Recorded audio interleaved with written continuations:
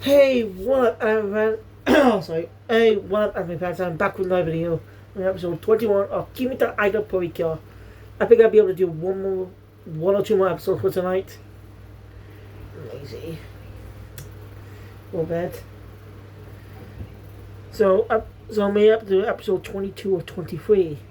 That means there's 24, 25, 26, and 27 to review tomorrow. Oh, great.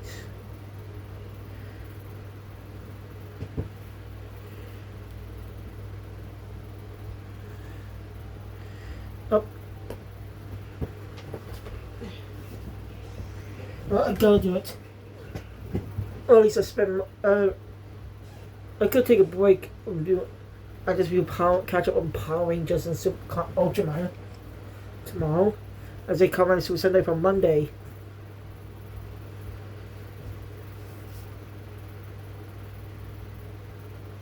I'm gonna let it build up. I'll just let it build up, mate.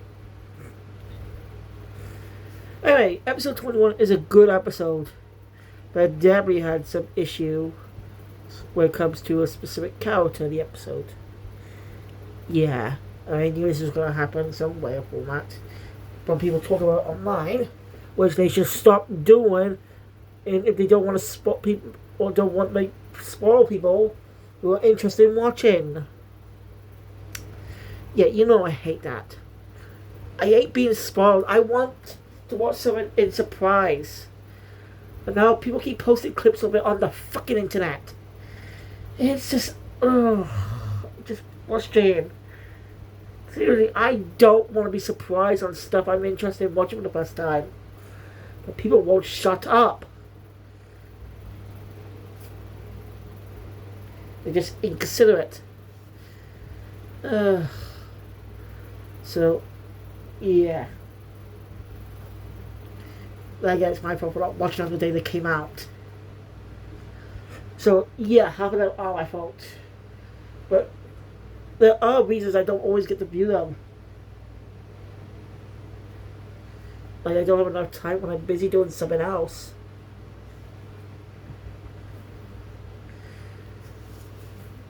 So, yeah. Games I do want to, especially because of video games. Luckily, I'm actually avoiding Persona games.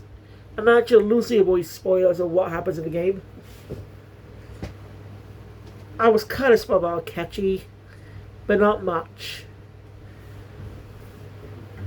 And that did not know. I even know what happened in Persona 4, but I knew the ending in Persona 3. But the journey through the game, I not know what happens in this DLC episode, I guess. Made it worth it for me. So, again, I don't want to be spoiled on stuff. This is something I'm not interested in. There's a series anime I want to try watching at some point, but I don't know where to watch it. And that's the series Panty and Stocking.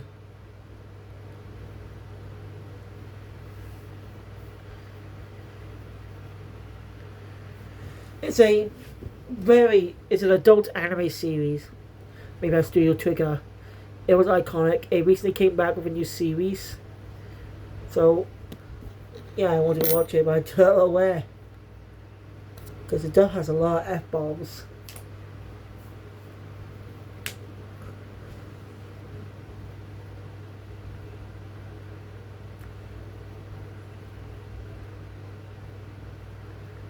Oh.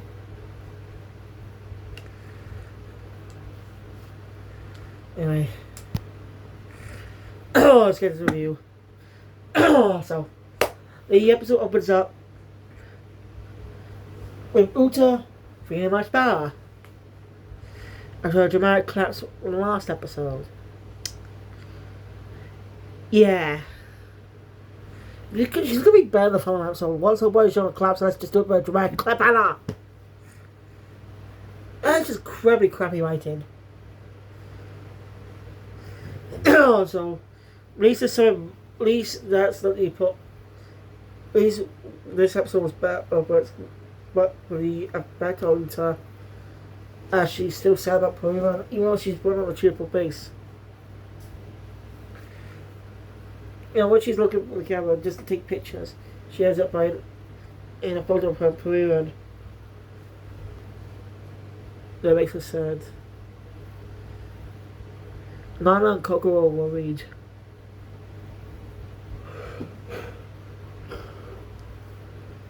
They decide to get Uta to space for a bit. Actually, Coco asks. Nana asks Coco to come with her to Tanaka's house. She doesn't know about the Hakurai lock. Learning about it might help find a way to restore Purina's memories.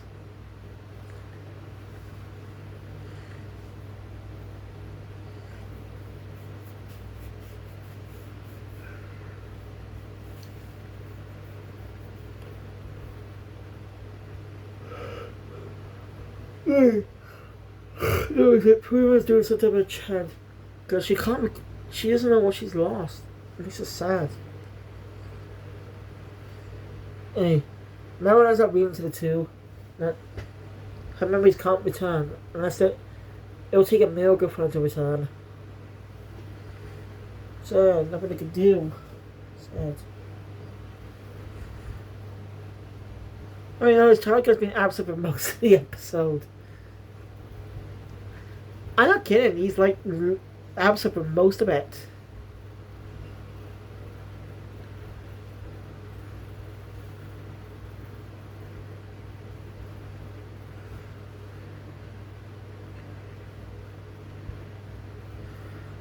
Uta, anyway. Uta sitting in her room at sunset. For the camera, and ends up watching the Purina's video. That really makes her really upset. She starts crying. It's one of the most powerful scenes in this episode, as it really shows the effect of losing her closest friend.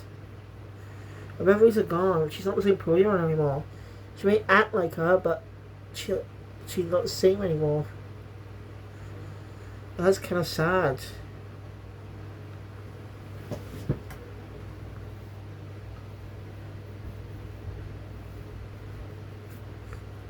It's just, so yeah.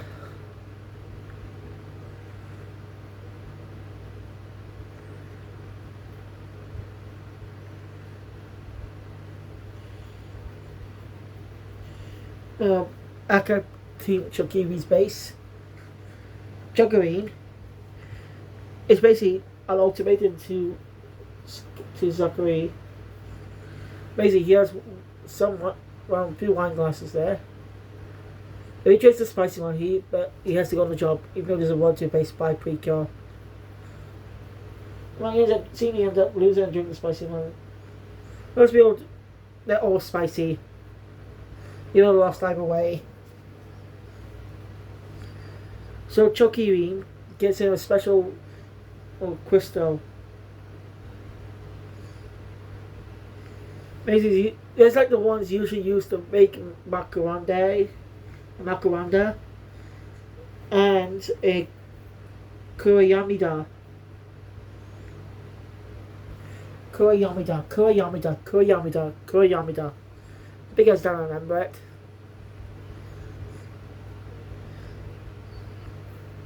Kurayamida.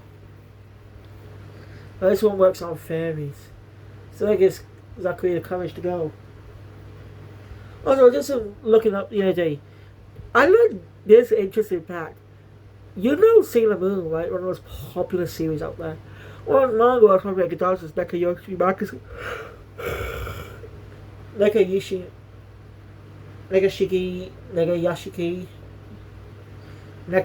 Magazine. Nekoyashi, that's it. Nekoyashi Magazine. It not just published, we published other, I call it shoujo manga, like Shugo Chara. But just publishing the same magazine, its rival Magical World series, Tokyo Mew Mew.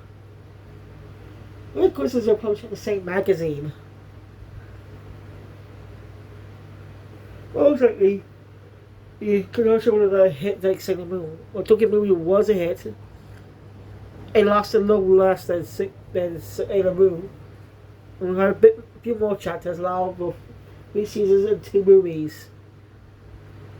2.5. That leave 2.5 double half. Since, well, the 2 movies are released into 2 parts. For some reason. Yeah, they don't want a 2 hour film time or something. I think they're just like an hour and both parts. Quizzes. Another quiz is that the Precure manga also covers the Nekoyashi. So, yeah. And there's this, anyway, there's this shoujo anime coming out sometime this October. It's a unique one. If you have like fairies, you'll kind of like it. It's a sort of mixed world, as humans and beast people live in a normal surrounding and stuff. It's a love story between a human girl and a beast man. It's a shoujo manga, and it was published by Shueisha in Margaret Comics, the second other shoujo magazine they own. So I'm gonna check out more shoujo content these days. I'm a Precure, like my Jungle Girl and stuff. I want to be more shoujo content as well, diverse and stuff. Since I've been maybe would show the Precure aside. I'm not talking about Magical Girl shoujo. Like I said, I already covered Precure, so. Even White. I want to expand more. Do other shoujo series. Like, it's a shoujo series I like. Fruits Basket. I saw a bit of the 2019 adaptation on YouTube. Most of the 2001 adaptation is on DVD at HMB. Bought it, watched it all. I loved it. I watched the 2019 remake, and I enjoyed that too. Released the first season, which adapts the content from the manga, which was adapted to the 2001 adaptation with some changes. Now, I remember this video on YouTube, I can't remember who it's from, comparing the 2001 adaptation to the 2019 remake. I can't remember who it's from, but if you can find that, maybe you give it a watch. I say talk about what was changed between adaptations. Since obviously back in the 2000s, liberties were taking the source material sometimes. It was a common thing to see in manga and anime at the time, all the time. Until like around the 2010s or so, that started to change. I also want to be more faithful to the manga. One, it was correctly over. Two, it actually saves the adoption saves costs for making up scripts and stuff. You can just adapt the manga. That's most likely the reason. Money. If they adapt the series faithfully, it's cheaper. Costs is down a bit. Allows them to adapt allows them to make money, a bit more money. So you don't want to come up with any scripts and stuff since the story is already written. That's my theory of why adaptations are being more faithful these days. Of course, there are genuine ones like. There are genuine ones like some good studios like Studio Piro, and well, quite a few. I mean, yeah, there are times I don't know what it's supposed to do, but sometimes teachers make the original go actually be better than the manga. As this is one manga author who encourages liberties taken from his manga. Like, he encourages adaptation to take the liberties of the story. And it's why that same story's being different every time. Because the author's not really a good writer. So, I can't know who it's from, but you look at me check out Mercury's Balkan's video on Akira Tsuburaya, I think it is. He got the follower of bad anime. He's the son of Eiji Tsuburaya, the guy behind fucking Ultraman. Oof. Guess talent does not run in the family.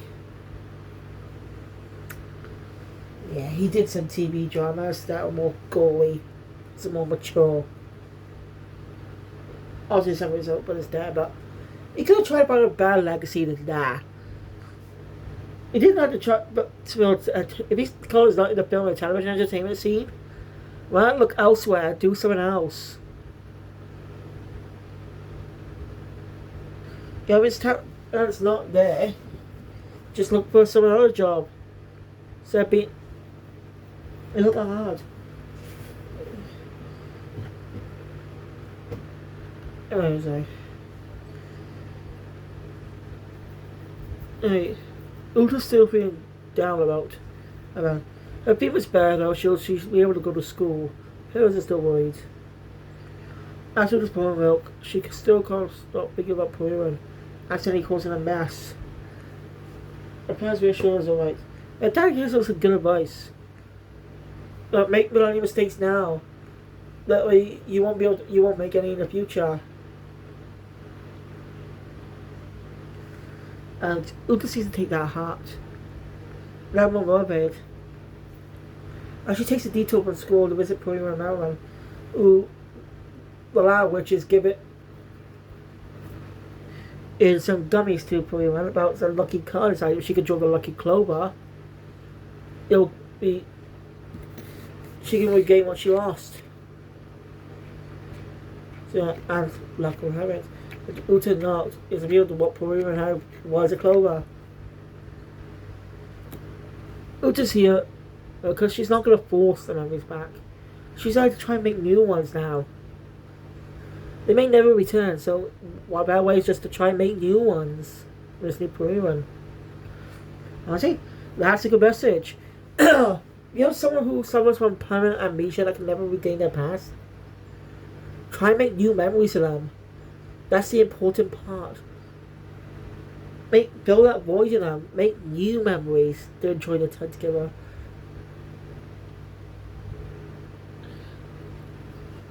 Also, I want to detour here a sec. Some game series I do like, but stop playing because of how complicated it's kind of coming now with the story. I talk about Carmen Dante. I talk about the Sonya Bios games. I only played the first one, and I like it, but the branching pathways are, like fucking hell. So the branching pathways, like every again, you have two mental locks to undo. As was original, whatever you choose will be a different portion of the story. And once you complete that portion, you can go back and stuff. It's confusing. Well, I enjoy it. I kind of wish you had could stick with one story for the entirety of the game, and then when a replay, you could go a different route, stuff, many routes. It's just kind of annoying that they put the story on halt. But no matter what you choose, there are elements that stay the same, events that will still happen, just different ways. So yeah, that's why I kind of stopped playing. It's got very confusing for me. Not that it's bad, but you know, for me, it's very too complex. I'm not really smart and stuff. I don't, so it's lies way over my head sometimes. So yeah. Anyway, it's a happy moment between the two. That's when Zachary shows up and rules it. And actually, the victim of the week is actually Precure, as she becomes a Kumayamida.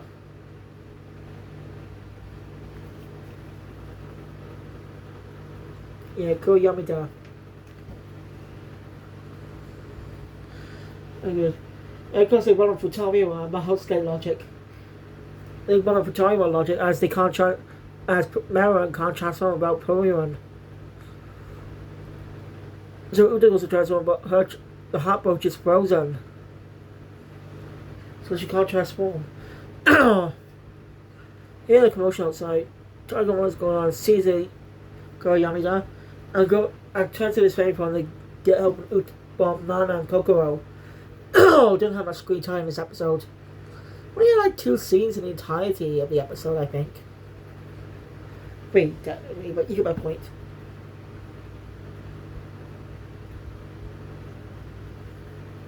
So yeah, it's tough. But there wants to help everyone. Free her from Kuriyamida. So she sings that song, the usual song. Anyone else? She's a badass. Operation No Joke take lessons. She may not have power, but she's still being brave and doing what she can to help. Yeah. That's gonna be a whole lot of things to talk about when I eventually review that on my main channel. It's definitely gonna be one hell of a talk, because it's gonna be one of the shittiest shows to talk about.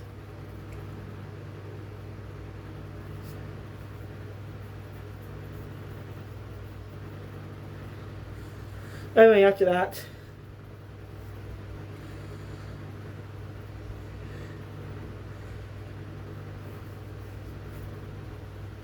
sees the song reaches through the pyramid as a sing harmony, free pyramid from the Koyamida, but also restoring her memories. Yeah, such a good idea. And they ruined it with this one. They just ruined it. And that's just disappointing.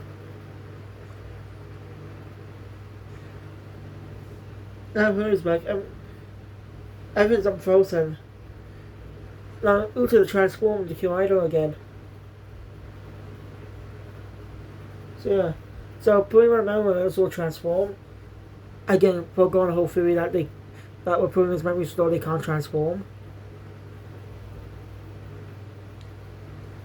But I got a little detail for his ribbon now being in the regular colour instead of the greyish black colour.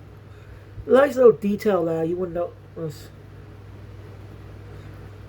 And the fight's pretty short and over with just Zakuna Kiss with one of their finisher.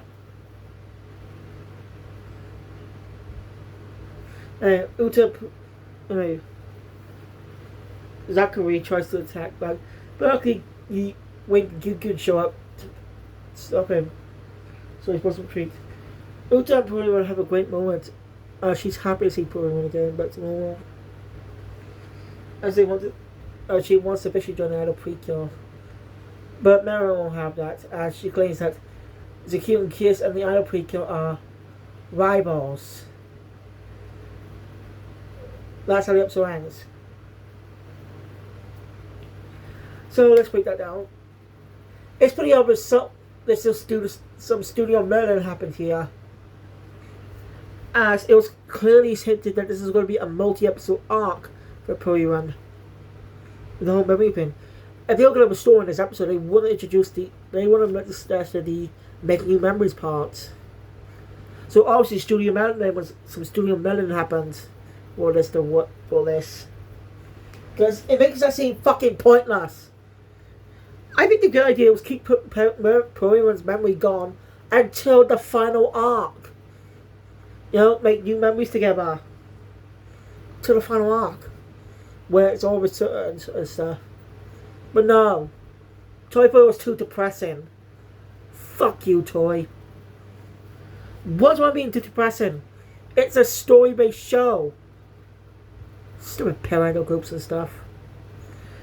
They can blame everything. They don't care shit about their children. They think they're just too stupid. So next episode is a competition between Idol Precure and Zakuna Kiss. So it's gonna be one hell of a ride. And Marilyn's just going into milk territory now. And that's not good. And there's a lot of elements could be avoided. Like with milk, you know. A lot of elements could have been avoided if she wasn't so fucking stupid. Like she fell for a fake cocoa when the others knew something was off. Like seriously, she making head over the specific power they had because she's too stupid. Oh boy, that's going to be one I'm going to talk about when I eventually reveal that. So, thank you guys for watching. If you don't want content, please thumbs up. I want to see more. Subscribe to the channel, like, share my videos, picture. As it was later for episode 22 Maybe episode 23. We'll see. Keep Phoenix out.